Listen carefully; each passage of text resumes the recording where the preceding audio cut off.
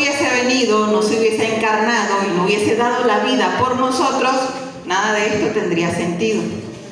Estaríamos aquí en vano porque seríamos como personas que estarían como sin rumbo. Y el Evangelio no es más que eso. El Evangelio es la buena noticia de que nosotros, siendo malos y pecadores, un justo murió por nosotros para darnos entrada al cielo. Pero para eso, dale fuerte el aplauso al Señor.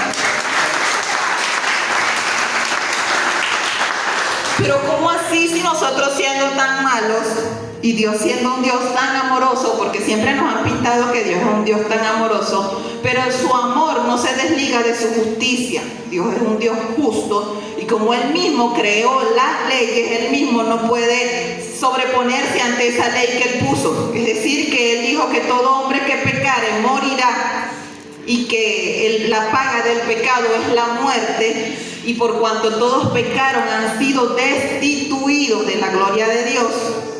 Es decir, que ninguno de nosotros, por nosotros mismos, por nuestros propios medios, íbamos a poder entrar al cielo, sino a través de un mediador. Ese mediador tenía que ser alguien puro, limpio, sin mancha. Era un cordero inmolado, y ese fue el mismo Dios. Siempre me gusta decir que Él pensó, luego de que Adán y Eva pecaron, en ese momento entró el pecado y dañó nuestra naturaleza, y desde allí somos pecadores.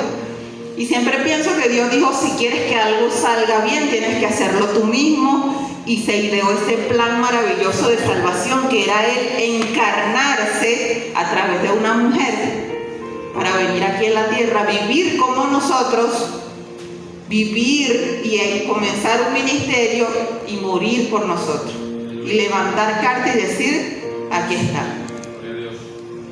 No pequé, cumplí la ley a cabalidad, soy justo, y siendo justo me permito morir por toda la humanidad. Entonces, de acuerdo a esto, viéndonos nosotros el pecado que hay en nosotros, necesitamos aceptar a Jesús y reconocerlo como nuestro Salvador. ¿Reconocerlo cómo? Este no es el tema, pero me siento en la obligación de explicarte, porque sé que es primera vez que vienes a una iglesia cristiana. Y dice en Romanos 10, ayúdenme, 10:9, que si crees en tu corazón que Jesús es el Señor y que Dios le levantó de los muertos, entonces serás salvo. ¿Por qué? Porque con el corazón se cree para justicia, pero con la boca se confiesa para salvación. Es decir, que debes reconocer a Cristo como tu único y suficiente Salvador, y entonces comenzar a vivir de acuerdo a lo que has creído. Amén. A diferencia de aquí, nosotros aquí nos regimos por la palabra de Dios, por la Biblia. Lo que hacemos es estudiar la Biblia y explicar lo que allí dice de acuerdo a las enseñanzas que aquí hay. Nosotros los adoptamos como estilo de vida. Eso es todo. Ese es el Evangelio. El Evangelio, si se puede resumir en algo, es la lucha que tenemos diariamente con el mal. Es la lucha entre nosotros mismos por querer hacer lo malo, porque nuestra carne nos jala a hacer lo malo, pero como le servimos a un Dios poderoso, es esa lucha de no fallarle a Dios. Vivimos en esa lucha constante. Amén. Entonces ahora sí vamos a leer y vamos a estudiar lo que vinimos a estudiar hoy. Vamos a estudiar la carta de Santiago, que la comenzamos el día de hoy, y vamos a orar para que sea Dios quien me ayude y me guíe. Padre bendito, Dios bueno, en esta hora, Señor, reconocemos que tú eres Dios absoluto, que no hay nadie como tú. Te damos gracias por elegirnos como instrumentos, Señor, para enseñar tu bendita palabra. Te pedimos que toques los corazones, Señor, de todos los que estamos acá, que seamos transformados a través de tu bendita palabra, que haya un antes y un después, Señor. Permite que nos podamos autoevaluar, Señor, y corregir lo que haya que corregir en nosotros. Que sea la palabra hablando a nuestras vidas, Señor. En el nombre poderoso de Jesús. Amén y amén. Dale un fuerte aplauso al Señor. Vamos a leer Santiago, Vamos a estar estudiando hoy el capítulo 1. Y lo primero que me llamó la atención de esta carta, de esta epístola, que se diferencia además de las cartas normales de la Biblia, es que es una epístola, y las epístolas son las que llevan como una autoevaluación. Es como una carta llena de instrucciones que la podemos aplicar hoy en día a nuestras vidas. Imagínense, fue escrita entre el año 45 y 48 después de Cristo. Y todo lo que está escrito aquí aplica hoy para nuestras vidas. Es decir, que nosotros, el ser humano es tan corriente que siempre repetimos los mismos ciclos. Y el Señor, como ya sabe eso, nos dejó plasmado aquí una instrucción. Estuve investigando y fue la primera carta que se escribió del Nuevo Testamento.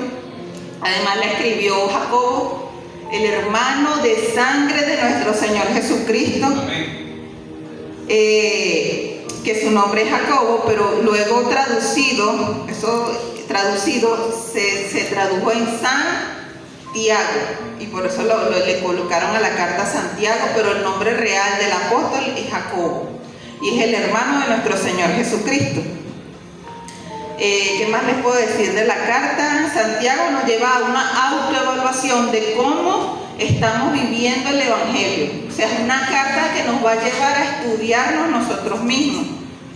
Una carta que nos va a llevar a preguntarnos si estamos leyendo la Biblia o estamos viviendo la Biblia.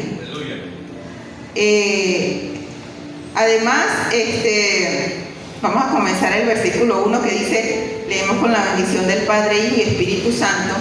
Dice de la siguiente manera: Santiago, siervo de Dios y del Señor Jesucristo, a las 12 tribus que están en la dispersión. Salud. Esta es una carta que está dirigida a las 12 tribus de Israel, pero me llama muchísimo la atención porque no quiero redundar en eso. Es como él se define como siervo de Dios y del Señor Jesucristo, siendo hermano de sangre. Él creció con Jesús. Él es hijo de José, de María, porque María tuvo más hijos. Y él creció con él. Y cuando leemos la Biblia y estudiamos un poquito más, vemos que a ellos, sus hermanos, les costaba creer que él era el Salvador. Porque vemos allí episodios donde ellos iban a buscarlo por todas partes, y Jesús decía, pero ¿quién es el que me busca? O sea, mi familia son los que están aquí, los que hacen la voluntad de mi Padre, esos son mis hermanos, esa es mi madre. Pero él, tal vez preocupado por él, estaba en búsqueda de ese hermano que se había ido de la casa, pues, que ya no paraba ahí. Yo me imagino que él como hermano decía, pero ¿en qué se la pasa Jesús? ¿De verdad será que Dios le mandó a hacer esto que él dice que vino a hacer? O sea, yo me ponía a meditar en todo eso y decía, wow, Padre, porque luego de que Jesús resucitó, que se le apareció en 1 Corintios 15:7, déjenme ver si lo busco aquí rapidito para leérselo.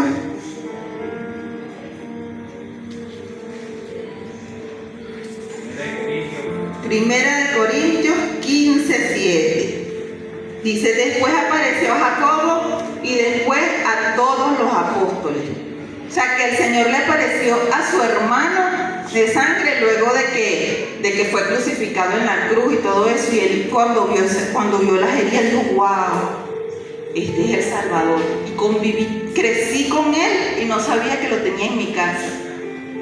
Y a veces nosotros somos así, ¿verdad? Pero lo más importante es que él se humilló tanto que no chapeó como nosotros, que nos encanta sacar la chapa. Yo soy hermano de fulano, yo soy el primo del juez de no sé dónde, él pudo haber dicho ahí, el que les escribe es el hermano de sangre del Salvador. Presten mi atención. Y tenía cómo hacerlo porque era el hermano. Pero fíjense cómo él se describió ahí, dijo, siervo de Dios y del Señor Jesucristo. No soy más que su sirviente. No soy más que su siervo. Y a mí eso me explotó la cabeza y dije, Señor, ¿cuánto nos falta aprender de la gente que estuvo contigo? Cómo Él con esa humildad de reconocimiento dijo, no soy más que un siervo y aquí estoy, vengo a darles esto, les vengo a escribir esto, porque quiero que el evangelio salga adelante, porque quiero que ustedes sean testimonio allá afuera de que Jesucristo transforma. Dijo, me llama muchísimo la atención, presten atención a esto porque esto nos va a ayudar a entenderlo mejor. Él escribe con mucha sensibilidad pastoral. Dice 19 veces hermanos y 3 veces amados hermanos. O sea que Santiago había desarrollado ese corazón de pastor. ¿Sabe cómo es el corazón de pastor? De que te duela lo que esté pasando con esa persona. No que lo estés viendo que se está hundiendo y lo dejas que se hunda, sino que hagas algo para que esa persona entre en razón. Vamos a leer el versículo. Dice, hermanos míos, tened por sumo gozo cuando nos halléis en diversas pruebas, sabiendo que la prueba de vuestra fe produce paciencia. Tened por sumo gozo. Y es que la Biblia no nos dice que cuando recibimos a Cristo o cuando llegamos al Evangelio no vamos a tener pruebas, no vamos a tener tribulaciones, ya no van a haber más problemas y todo va a ser felicidad. No nos prometen eso, porque la Biblia dice que en el mundo tendréis aflicciones. Igual habrán enfermedades, igual pasaremos tristeza, habrá momentos de felicidad, momentos de alegría, momentos de tristeza, y es válido sentirse triste y es válido pasar procesos. Pero cuando nos halléis en diversas pruebas, recuerda que el gozo del Señor es tu fortaleza. Aleluya. Y eso es algo que tiene que discernirse con el Espíritu, porque es que la gente que no es cristiana, que no conoce, dice, ¿cómo es eso que tú me vas a decir que yo perdí a mi esposo, perdí a mi hijo y que tengo que mantenerme en el gozo del Señor? ¿Cómo se come eso? Y es verdad, es válido que yo esté pasando una aflicción y que tenga que llorar y llore. O sea, usted no me puede privar a mí de que yo suelte mi emoción, porque nosotros somos seres humanos, pero sin obviar el gozo del Señor que va más allá, que es la esperanza eterna de que las aflicciones que yo estoy pasando aquí en este cuerpo carnal, no son comparables con la gloria venidera que en nosotros ha de manifestarse. Y esa es la confianza. Sí, porque como cristianos nosotros vivimos afianzados. Yo anoche hablaba con Juan porque hablábamos de la muerte repentina del hermano Ender. Es un hermano que vendía tostones aquí todos los domingos, un hermano de tercera edad. Y decía, Señor, ¿cómo nos sorprendió la muerte de este hermano? Fue tan pronta, fue tan rápida. Y Juan me decía, pero es que nosotros como cristianos deberíamos alegrarnos cuando alguien parte con el Señor. Y es la verdad. Es fría, pero es cierta. Pero ¿por qué entonces, si nos deberíamos de alegrar cuando alguien parte con el Señor, nos da miedo morir? Levante la mano quien se quiera morir. Ninguno, ¿verdad que no? ¿Por qué nos da miedo morir? Y entonces nos poníamos a concluir entre nosotros, a debatir, que creemos que una de las cosas que nos mantiene afianzados a esta vida es el amor por nuestros familiares, porque no queremos dejarlos solos. El amor a las cosas materiales, porque creemos que nos ha costado mucho tener lo que hemos alcanzado.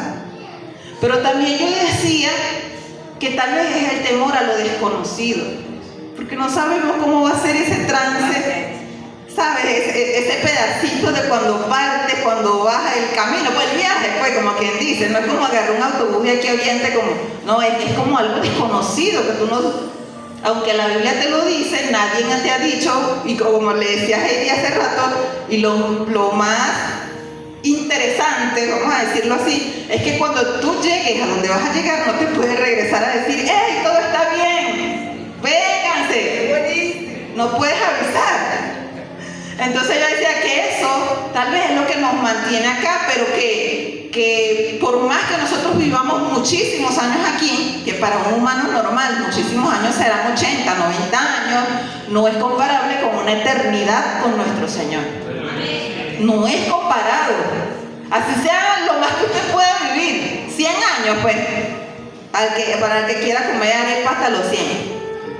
Pero no es comparable con una eternidad con nuestro Señor Jesucristo. Una eternidad. Algo eterno, algo que no tiene fin. Algo que tiene comienzo, pero no tiene final. Y además que tiene una promesa hermosa donde no hay dolor, no hay aflicción. ¿Ves? El ser humano es como medio masoquista. Sí, porque nos gusta vivir en aflicción. Entendiendo que hay que esperar el tiempo de cada quien, ¿no? Sabiendo que la prueba de vuestra fe produce paciencia. Es decir, que cuando nosotros nos hallamos en pruebas que tal vez no sabemos cómo enfrentar, esto nos tiene que servir para que nuestra fe aumente, para que no dejemos de orar y así se produzca en nosotros el fruto del Espíritu, que es la paciencia. Es para desarrollar la paciencia. ¿Y qué creen ustedes que yo les diga? Que muchas de las cosas que Dios permite en nuestras vidas es para desarrollar ese carácter. Es para desarrollar esos frutos del Espíritu en nosotros. Dios todo lo permite porque Dios es soberano. Aunque a veces nosotros tomemos decisiones malas, esas decisiones malas nos van a llevar a pasar procesos que nos van a ayudar para bien. Aunque haya sido nuestra propia decisión. Pero Dios no deja de ser soberano. Dios no va a dejar de glorificarse a través de esa prueba que tú estás viviendo.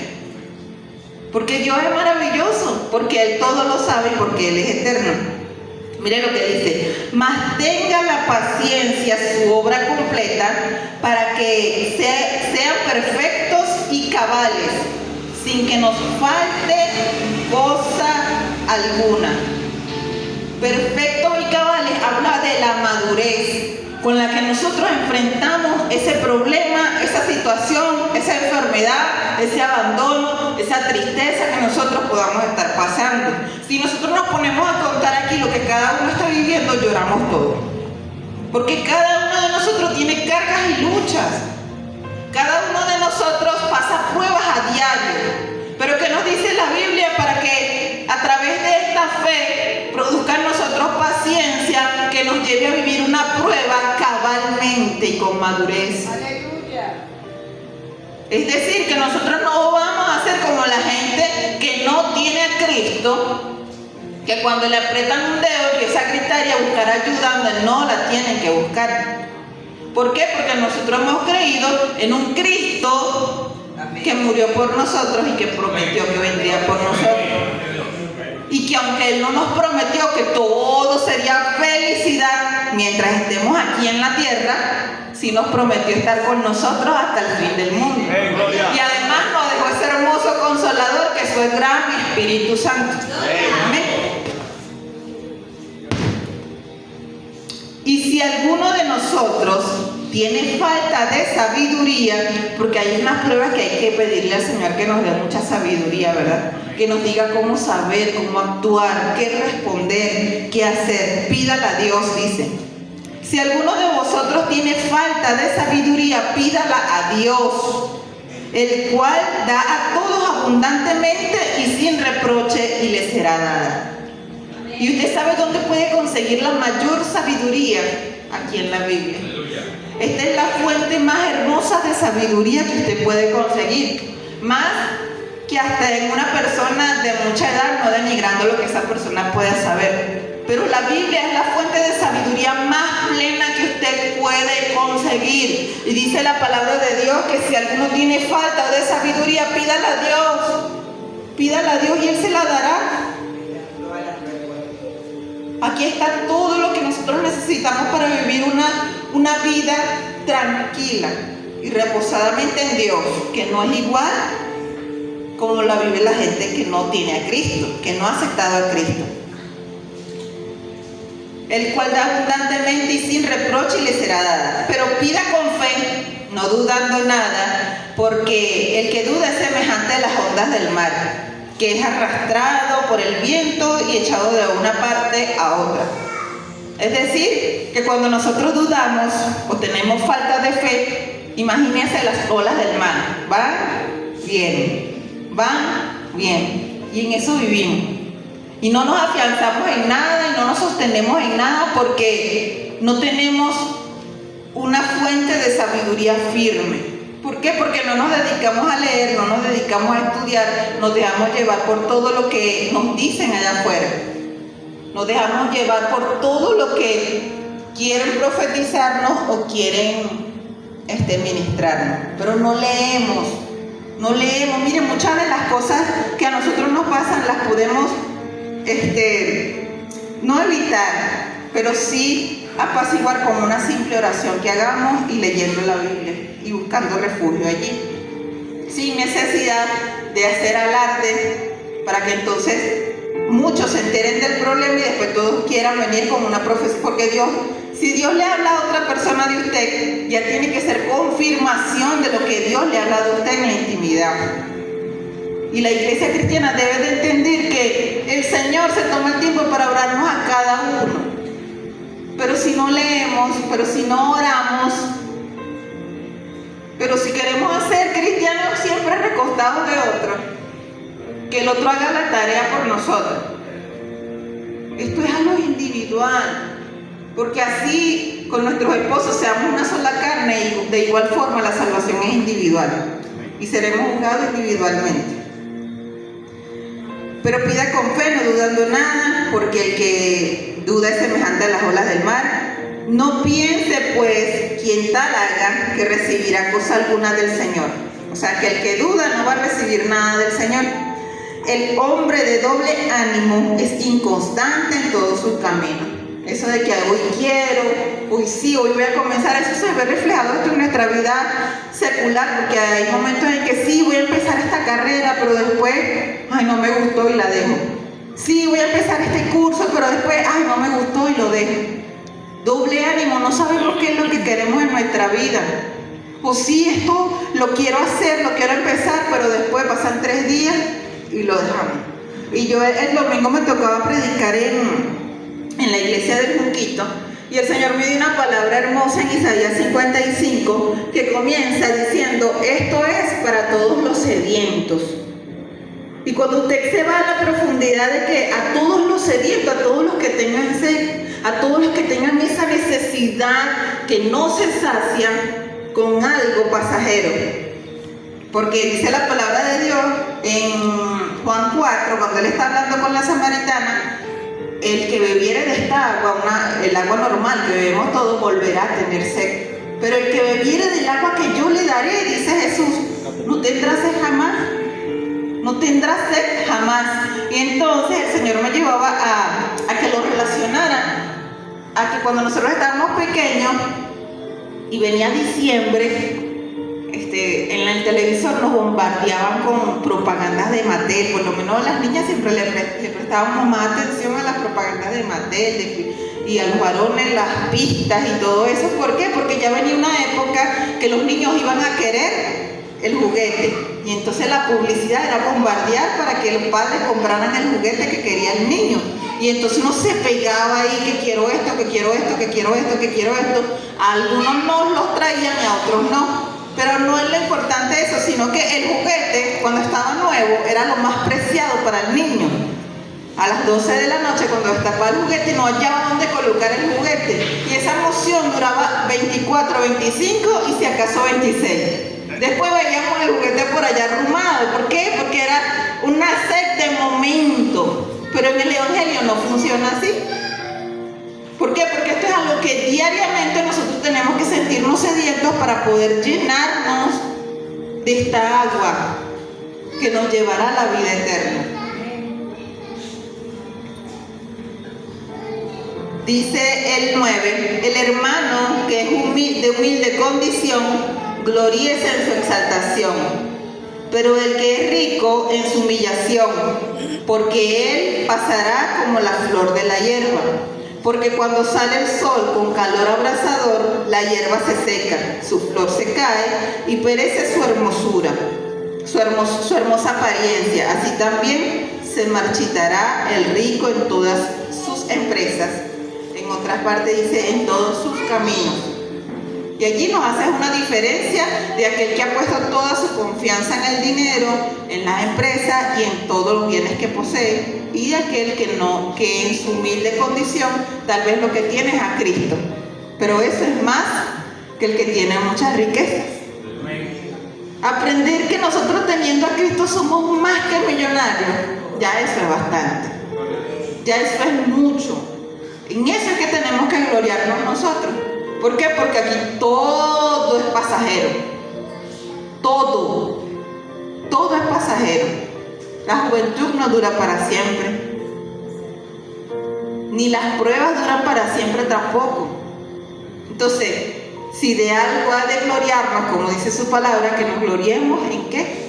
En que Él nos conoce y que lo conocemos a Él. En eso es que debemos gloriarnos nosotros. Póngase de pie y lo vamos a dejar hasta acá.